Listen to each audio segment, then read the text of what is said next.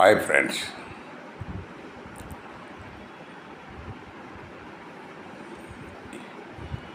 మనకు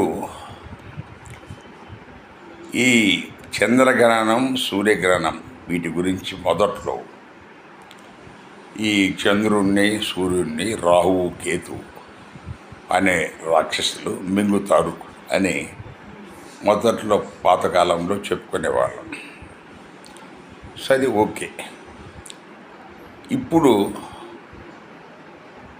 మోడర్న్ ప్రపంచంలో చంద్రుడు ఒక గ్రహణం, సూర్యుడు ఒక గ్రహణం.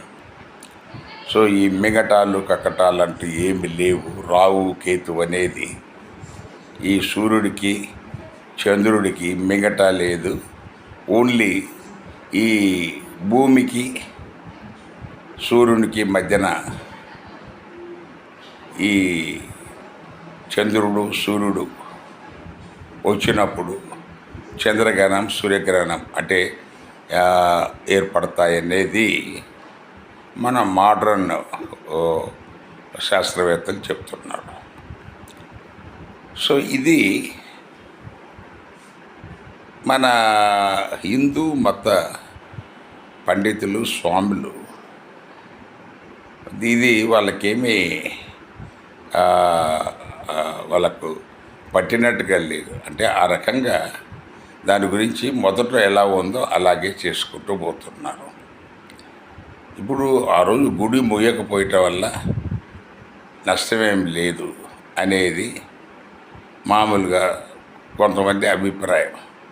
కానీ ఏదేదో జరుగుద్ది అని చెప్పేసి ఈ పండిత వర్గం అభిప్రాయం.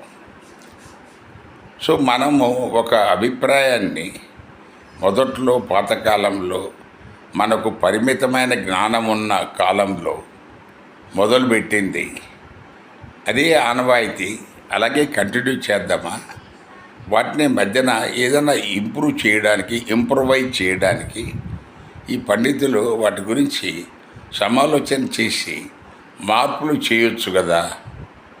అలాగే మనం చేయటం వల్ల ప్రపంచ దృష్టిలో మనము కొంత చులకన భావంతో చూడబడే మనకు పరిస్థితి ఉంటుందేమో కదా. ఆలోచించండి. Thank you.